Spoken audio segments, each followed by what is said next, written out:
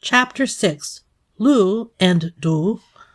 Katie turned around and followed the carnage back to her seat at the Golden Spider. Quietly, her dangling legs swung as she ate her meal. Gazing out the window, she watched the vendors clean the mess.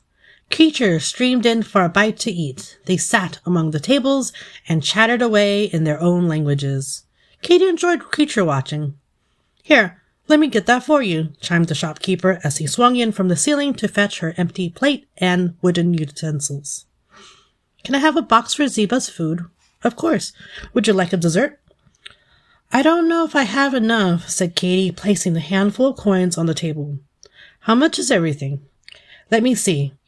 You have enough. This and this pays for the meals. Add that coin and dessert is set," said the shopkeeper as he used one furry arm to count the coins out loud. "Okay, here's a tip," said Katie as she scooted one of the smaller remaining coins to the shopkeeper. "Oh, thank you," said the delighted shopkeeper, unused to the concept.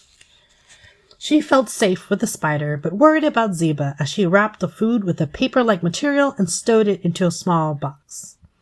There was too much tea to drink, so she poured the contents of the pot into her water bottle. She thought about going to the inn, but she did not have the keys. Afraid she would get lost from wandering the city alone, she decided to just wait. As the last sun had set, the shop emptied. So did the plaza. The spider crawled over and dropped from the ceiling to sit with her. They both rested their heads on an arm and stared out the window with their black, round eyes.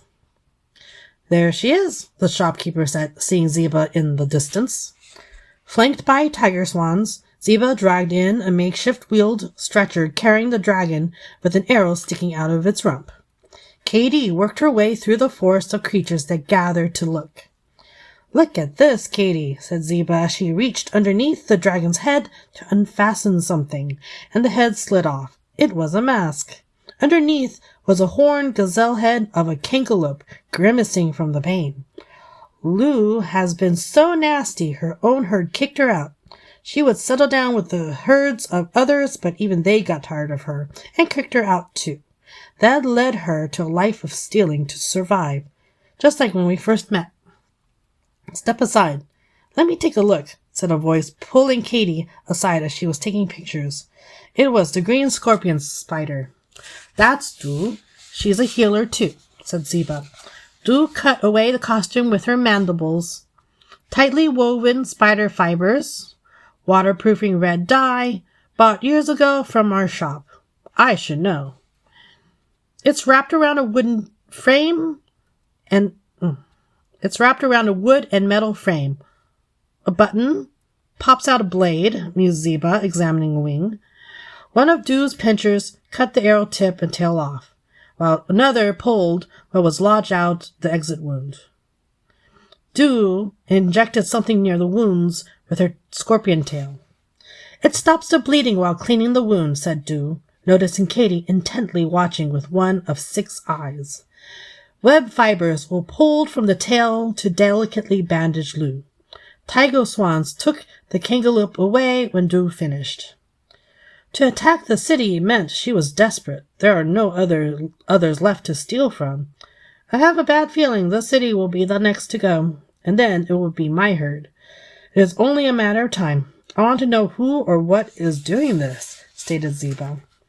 They climbed up the roof of the highest watchtower where tiger swans perched, Zeba dangling her front legs over the ledge while laying on her belly. Katie sat beside her at a comfortable distance from the ledge. Zeba pulled out a bag of dried fruits and nuts. Stacking away, Katie pulled out her water bottle to offer Zeba the tea she saved. They watched the drawbridge go up for the night. The reflected light from the many moons lit up the surrounding pastoral landscape. Katie fell asleep, listening to music using her earbuds. Zeba wrapped her velvet green cloak around the human as the temperature dropped. Slowly, Zeba's ears swiveled, picking up sounds from below. It was some kind of pleasant music coming from beyond the city. City dwellers filled the plaza and climbed the walls to see what made the music. Tiger swans dropped down from their ledges to take a closer look. Zeba nudged Katy awake. Shh, Zeba whispered in her ear to remain quiet. Whatever is here should not know about us up here. Katy quietly eased over to the ledge and looked down. She saw a mass of squiggling lines fill up the plaza. Pulsating lights and pleasant music like sounds emanated from the grotesque worm-like forms. Katy took out her tablet to quietly film what was happening below. They poured into doorways and windows. The warm orange light of torches exploded, the sound of glass and pottery shattering as city dwellers threw them. Eventually, the squiggly, wormy horde vanished. The plaza looked empty in the moonlight with fires burning. We need to wait until daylight, whispered Zeba in Katy's ear. Spooked out, Katy and Zeba eventually dozed. When it got bright enough, they went down to the plaza. They went from building to building, but found no one. Katy went to find the Golden Spider's shopkeeper and saw his window was smashed and no one inside to clean up the mess. Zeba brought Katy along to search the now unguarded central tower where the governing family lived. Along the walls of hallways and rooms were portraits and landscape paintings of an extended family of draft horse-sized white centaurs. Zeba searched the tables, drawers, and closets for information as Katy gazed upon the paintings of centaur children with startling icy blue and silver eyes. Occasionally, Katy was asked to take pictures of things Zeba found interesting, like the paperwork and drawn-out plans of the citadel showing where the dungeons and secret passageways of the citadel were.